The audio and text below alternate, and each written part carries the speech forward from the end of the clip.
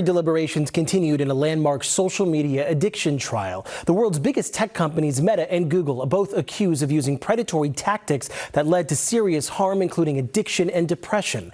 As we await the verdict, the case is now raising serious questions about both of those platforms. Our Tracy Leong live in downtown LA, where she spoke to a psychiatrist about how this could all have a far-reaching impact here. Tracy.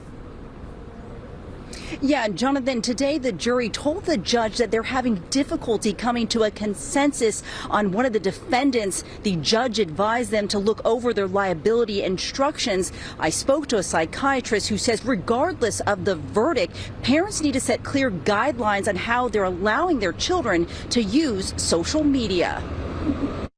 Tech giants Meta and Google are at the center of a closely watched trial over social media addiction, one that could reshape how these platforms are held accountable. We have to understand that they are applying some of the best minds on the planet to keep our eyes glued to that screen.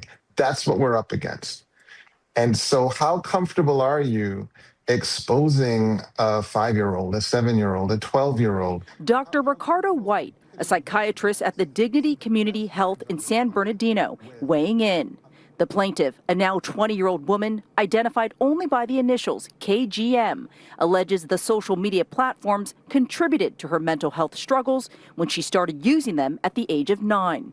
Dr. Whyte says this is a reminder for parents to talk with their children and set clear guidelines about social media use. Social media really is an experience. It's not just the benign toy that you can toss to a child and not understand what worlds it can unlock for them.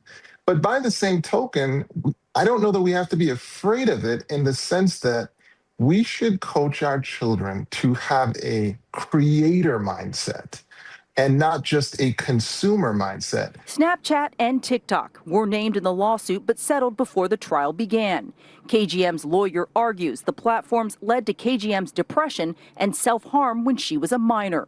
The defendant's lawyers pushing back, claiming it was KGM's relationship with her mother and father that contributed to her mental health struggles. No matter who the jury holds accountable, Dr. Whyte says parents play a key role and should monitor usage and set boundaries for these platforms that protects their well-being. We have to stay involved. We have to preserve some energy to stay involved and actually help our kids through these challenging phases of life that they're going through. Understanding that you need time for real world involvement and time to indulge, virtually. Jury deliberations are now in their 7th day. It's unclear if they've reached a verdict. We are still waiting for the plaintiff's lawyer to come out here and brief the media. Reporting live in downtown LA, Tracy Leong, NBC 4 News.